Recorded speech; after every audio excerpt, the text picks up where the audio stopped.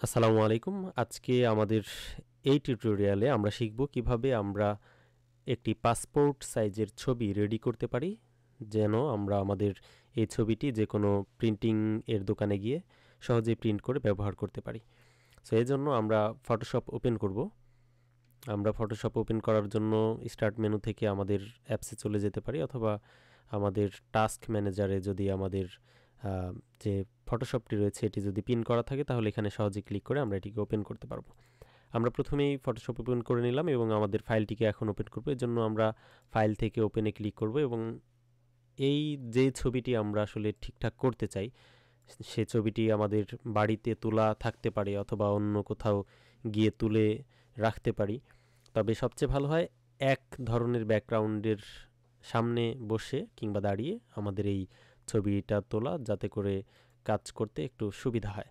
So আমার একটা ছবি আছে ডেস্কটপে, আমি ডেস্কটপে ক্লিক করলাম এবং এখানে স্ক্রল করে যদি দেখি, এই যে এই ছবিটা হচ্ছে আমার পাসপোর্ট সাইজের ছবির জন্য তোলা ক্যামেরা একটি ছবি।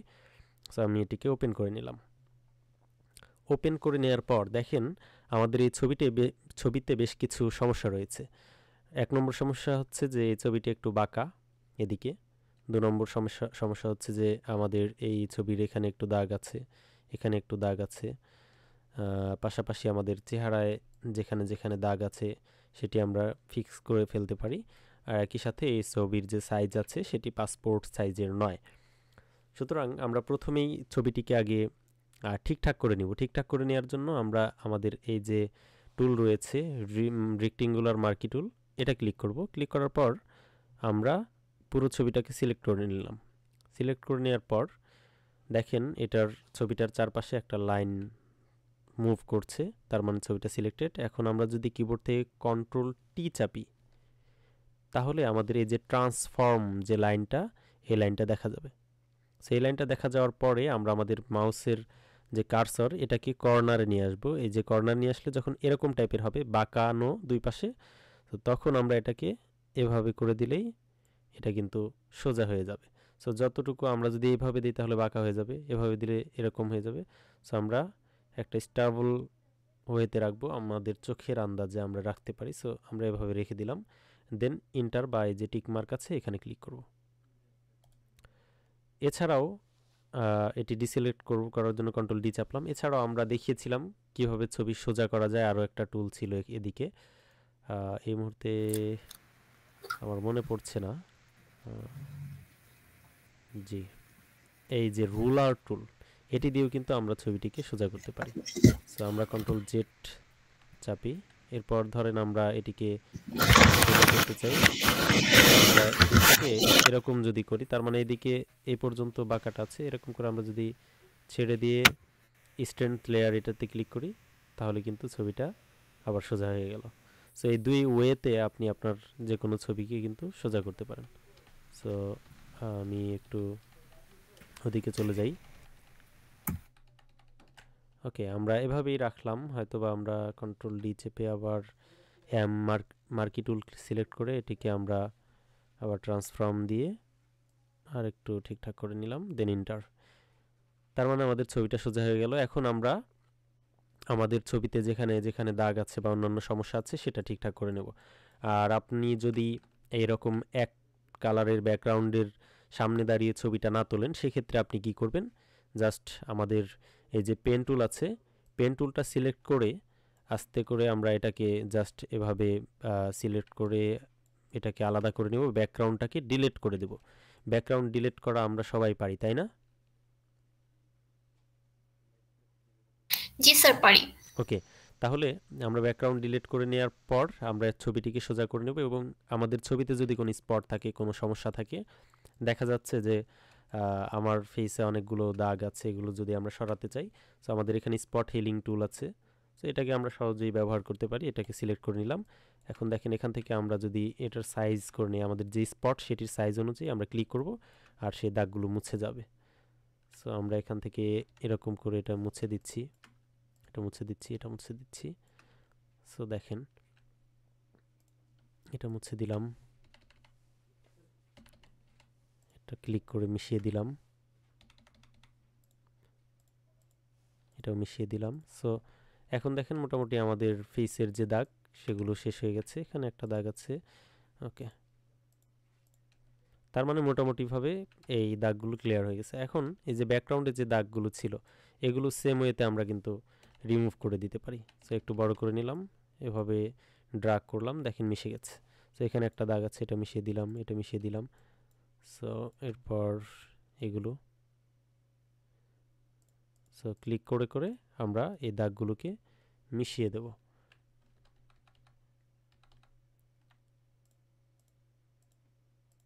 আর যদি মনে হয় যে আপনার দাগগুলো ঠিকঠাক মতো হয় নাই ক্লিয়ার, তখন আমরা কন্ট্রোল জেড চেপে মানে ব্যাক করে আবার ঠিকঠাক করে নিব। সো এভাবে আমরা যখন দাগগুলো ক্লিয়ার করে ফেলবো, ক্লিয়ার করার পরে আমরা যদি ছবির ব্রাইটনেস একটু বাড়াতে চাই তাহলে কি করব, আমাদের ছবিটা এরকম থাকবে, দেন ইমেজে ক্লিক করব, ইমেজ থেকে এই যে অ্যাডজাস্টমেন্ট, এখান থেকে আমাদের এখানে আছে কার্ভস, এই কার্ভস এটাতে সিলেক্ট করে এটাতে ক্লিক করার পর এরকম একটা উইন্ডো আসবে। এখান থেকে যদি আমরা একটু এভাবে বাড়িয়ে দেই তার মানে ছবির ব্রাইটনেসটা বেড়ে যাবে। সো আমার ছবির ব্রাইটনেস ঠিকঠাকই ছিল, আমি ক্যান্সেল করে দিয়েছি, ক্যান্সেল করে দিয়ে এটা লাগবে না। অথবা আবার ইমেজ থেকে অ্যাডজাস্টমেন্ট থেকে ব্রাইট অ্যান্ড কন্ট্রাস্ট এটাতে ক্লিক করার পর এই যে ব্রাইটনেস আছে এখান থেকে আমরা একটু এভাবে বাড়িয়ে দিতে পারি। সো বাড়িয়ে দিলাম, কন্ট্রাস্ট বাড়িয়ে দিলাম, একটু অল্প একটু করে বাড়িয়ে দিই, দিয়ে দেন ওকে প্রেস করলাম। এরপর আমাদের ছবিতে যদি চুল কালো করতে হয়, চোখ কালো করতে হয়, ভ্রু কালো করতে হয়, তখন আমরা কি করব, আমরা অলরেডি দেখিয়েছিলাম যে আমাদের এখানে বার্ন টুল আছে, ডজ টুল আছে। সো বার্ন টুলটা আমরা সিলেক্ট করব, এখান থেকে আমরা আমাদের এই যে কার্সর এটাকে বড় করে নিব, বড় করে নেওয়ার পর আমাদের এখানে এই সিলেক্ট, এখান থেকে আমরা শ্যাডো এই অপশনটাকে সিলেক্ট করে রাখবো এবং আমরা আমাদের কার্সরটাকে ঠিকঠাক মতো সাজিয়ে নিয়ে আমরা যদি ক্লিক করি দেখেন এখন সো চুল কালো হচ্ছে। সো আমরা চুল কালো করার দরকার নেই, আমরা একটু চোখটাকে একটু কালো করে দিই জাস্ট একটু দেখানোর জন্য, দেখেন কালো হলো। সো এটাও কালো হয়ে গেছে এবং ভ্রুটা যদি একটু কালো করে দিতে চাই, সো এভাবে আমরা কিন্তু চাইলে আমাদের যেখানে কালো করা প্রয়োজন সেখানে ডার্ক করে দিতে পারি। সো এভাবে চাইলে আপনি আপনার চুলগুলোকেও কালো করে দিতে পারেন যতটুকু। স্ট্রেন্থ কতটুকু রাখবে না সেটা আপনার ব্যাপার, মানে আপনি এখানে এক্সপোজার বাড়িয়ে দিতে পারেন তাহলে আরও বেশি ডিপ কালো হবে। সো দেখেন এরকম কালো হচ্ছে, এটা আমাদের দরকার নাই, কন্ট্রোল জেড দিলাম, এটা কমিয়ে দিয়ে ব্যবহার করবেন। সো এরপর আমাদের যেহেতু হয়ে গেল টুকটাক কাজ করা, এখন আমাদের কাজ হলো ছবিটিকে সাইজ করতে হবে। পাসপোর্ট সাইজের ছবির মাপ হচ্ছে 1.5 ইঞ্চি গুণন হচ্ছে 1.9 ইঞ্চি এবং পিক্সেল হচ্ছে 300। সো এই জন্য আমরা এই যে ক্রপ যে টুল রয়েছে এই টুলটিকে সিলেক্ট করব, করার পর আমরা এখানে ক্লিক করে হোয়াইট হাইট গুণন রেজুলেশন এটিকে সিলেক্ট করব, করার পর এখানে দেব 1.5 IN, এখানে দেব 1.9 IN, এখানে দেব 300। দেওয়ার পর আমরা আমাদের এই যে ক্রপ আইকনটা আছে এটার উপর ড্র্যাগ করব, অথবা আমাদের যদি সিলেক্ট করা থাকে আপডেটেড মোড তখন এরকম আসবে, অর্থাৎ আমরা যখনই আমরা এটাতে ক্লিক করব তখনই এরকম একটা উইন্ডো আসবে সিলেক্টেড হওয়া। সো সেই ক্ষেত্রে আমরা এটাকে এভাবে ছোট করে নিব যতটুকু প্রয়োজন। সো আমরা এভাবে নিতে পারি, অথবা অথবা আমরা হলো যে এই যে সিলেক্ট সেটিংস আইকন আছে এখানে ক্লিক করে ইউজ ক্লাসিক মোড এটা দিলে তখন আমাদের এরকম বক্স আসবে না, বরং আপনার ফ্রি হ্যান্ড এই যে কার্সরটা আছে এটার উপর আপনি ড্র্যাগ করে, ধরুন আমরা এখানে ক্লিক করলাম, করে তারপর কতটুকু প্রয়োজন এতটুকু, সো আমরা এভাবে নিলাম। এরপর আমরা যদি এটাকে সরিয়ে নিই পাশে, সো এরকম করে আমরা এভাবে এটাকে ব্যবহার করতে পারি, অ্যান্ড দেন ইন্টার বাটন চাপলাম। তার মানে আমাদের ছবির সাইজ হয়ে গেছে, আমাদের ছবির কাজ করাও হয়ে গেছে, এখন ছবিটা আমাদের রেডি। এখন এটাকে আমরা কি করব, কন্ট্রোল এস বা সেভে ক্লিক করলে, কন্ট্রোল এস বা সেভে ক্লিক করলে এটা সেভ হয়ে গেল। সো আমরা ডেস্কটপে যদি সিলেক্ট করতে চাই, এই ছবিটার উপরেই যদি সিলেক্ট করতে চাই, সো আমরা এখান থেকে জেপিজি মোডে সিলেক্ট করব, জেপিজি দেওয়ার পর আমরা যদি সেম নামে রাখি বা অন্য কোনো নামে রাখতে চাই, ধরেন আমি লিখছি আমার নাম লিখে দিলাম এখানে, দেন সেভ ক্লিক করলাম। এখান থেকে আমাদের জেপিজি সিলেক্ট করতে হবে। সো সো আমরা জেপিজি সিলেক্ট করলাম অ্যান্ড দেন সেভ। এটা ম্যাক্সিমাম দিব, আমাদের ছবির রেজুলেশনটি ভালো হবে। সো ওকে একটু করে দিলাম। এখন আমরা দেখি ডেস্কটপে গিয়ে। সো এই যে আমাদের ছবিটি এখানে সেভ হয়ে গেছে। সো এটি এখানে ওপেন হয়ে গেল। আমরা যদি এটিকে আরেকটু ফটোসে ওপেন করতে চাই, সো প্রপার্টিজে থেকে এখানে চেঞ্জ করে আমরা ফটোস সিলেক্ট করে দিই, ফটোস, দেন ওকে, দেন অ্যাপ্লাই, ওকে। এরপর দেখেন আমরা যদি এটিকে ডাবল ক্লিক করি তাহলে এটি ওপেন হবে। সো এই ছবিটি ওপেন হলে আমরা দেখতে পাচ্ছি যে এটি আমাদের পাসপোর্ট সাইজের ছবি। এটি ক্লোজ করে দিলাম। এখন আমরা এটিকে ফটোশপে ওপেন করার জন্য এটিকে টেনে নিয়ে এভাবে নিউ উইন্ডোতে ওপেন করব। আমার এটা যেহেতু ওপেন আছে এই জন্য নতুন করে এখানে আর ওপেন হলো না। এখন আমাদেরকে একটা নতুন পেজ নিতে হবে যেটার মাপ হচ্ছে A4 সাইজ। সো আমরা ফাইলে ক্লিক করব, দেন নিউ থেকে আমরা যেহেতু এটা প্রিন্ট করব, দেন প্রিন্টিংয়ে ক্লিক করলেই আমাদের এই প্রিন্টের সাইজের পেপারগুলো দেখাবে এখানে। অথবা আপনি যদি কাস্টম সাইজের কোনো পেপার প্রিন্ট করতে চান সেক্ষেত্রে আপনি এখান থেকে মাপ দিয়ে নিতে পারেন। সো আমরা এখানে এই যে A4 সাইজ এটাকে ক্লিক করব অ্যান্ড দেন আমাদের এখানে আমরা এখান থেকে ক্রিয়েটে ক্লিক করব। ক্রিয়েটে ক্লিক করলে আমাদের একটা পেজ ক্রিয়েট হবে এবং আমরা এই যে আমাদের ছবিটা আছে এটাতে চলে যাব। এটাকে এই যে মুভ টুল দিয়ে সিলেক্ট করব এভাবে, অর্থাৎ মুভ টুলটা সিলেক্ট করে নিলাম। এরপর ছবিটাকে ধরলাম, ধরে আমরা নিয়ে যাচ্ছি, এখনও মাউসটা ছেড়ে দেই নাই, রিলিজ করি নাই। সো আমরা এটাকে নিয়ে যাচ্ছি এটার উপর আনলাম, মানে আমাদের পেজের উপর এনে, তারপর মাউসটাকে এখনও রিলিজ করি নাই বা ছাড়িনি, এটার উপর এনে পেজের মাঝখানে এনে ছেড়ে দিলাম। এখন দেখেন আমাদের এই ছবিটা এখানে দেখা যাচ্ছে। সো ছবিটা যখন দেখা যাচ্ছে আমরা এটিকে নিয়ে এই উপরে এভাবে রাখলাম। এখন এটাকে একটা ক্লিক করার পর আমরা অল্টার কি চেপে ধরলাম, তাহলে দেখেন এখানে একটা আইকন আসছে, অর্থাৎ ডাবল কপি হওয়ার আইকন। তখন আমরা মাউস দিয়ে জাস্ট ক্লিক করে এটার পাশে এভাবে রেখে দিলাম।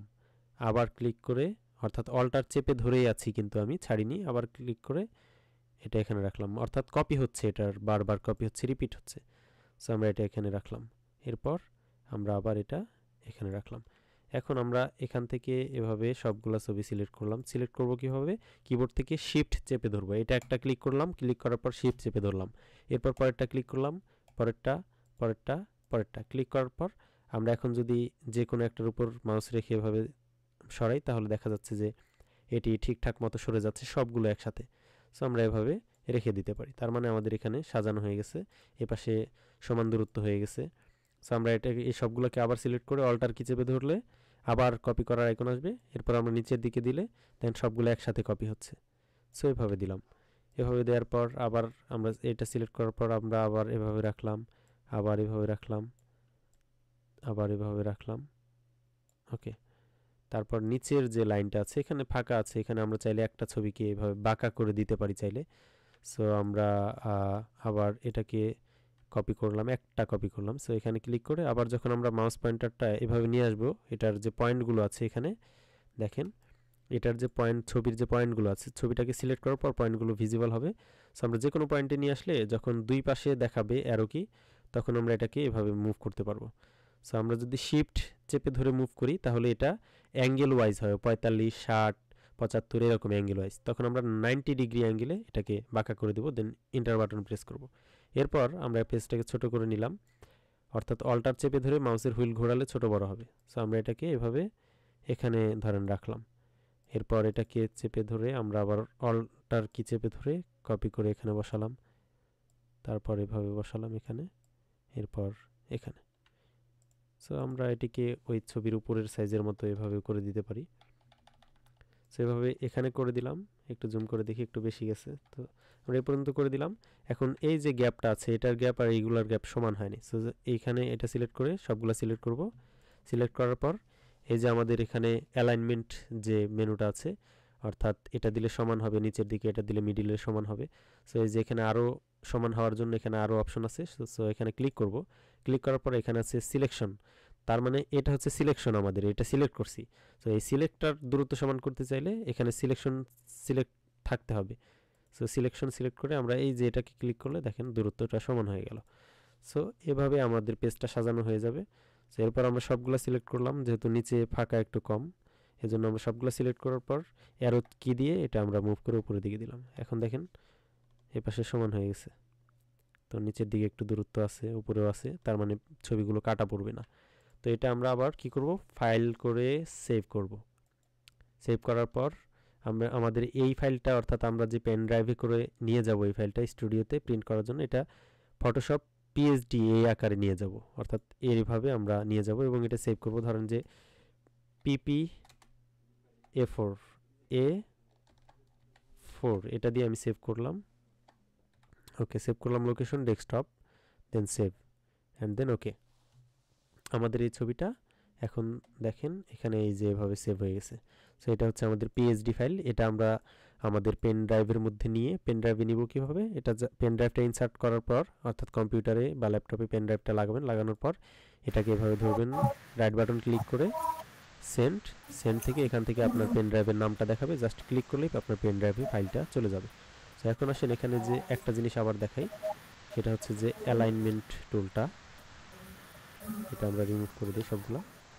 ধরেন এটা এখানে আছে, তো এটাকে আমরা পেজের মাঝখানে নিয়ে আসবো। সেটা কীভাবে করবো, এটা সিলেক্ট করার পর আমরা এই অ্যালাইনমেন্টে ক্লিক করবো, এখানে সিলেকশন আছে, সিলেকশন থেকে আমরা ক্যানভাস করব। ক্যানভাস মানে এই যে এটা হচ্ছে আমাদের ক্যানভাস, এই ক্যানভাসের মাঝখানে রাখার জন্য এটাতে ক্লিক করব, দেখেন মাঝখানে চলে আসছে, অর্থাৎ এই দুই পাশের মাঝখানে, তার মানে এটা। এখন এই দুই পাশের মাঝখানে রাখতে চাইলে এই যে এটা সিলেক্ট করলে দেখেন মাঝখানে চলে আসছে। আবার এটা সিলেক্ট করে যদি আমরা এই কর্নারে রাখতে চাই, তাহলে এটা দিলাম এই পাশে, অর্থাৎ এই পাশে চলে আসলো সাইডে, আবার এটা দিলাম উপরে দিকে, তার মানে এই পাশে চলে আসলো। এদিকে দিতে চাইলে আবার এটা দিব, আবার এটা দিব, তার মানে এই পাশে। বোঝা গেছে? আর কোনো প্রশ্ন আছে এই বিষয়ে?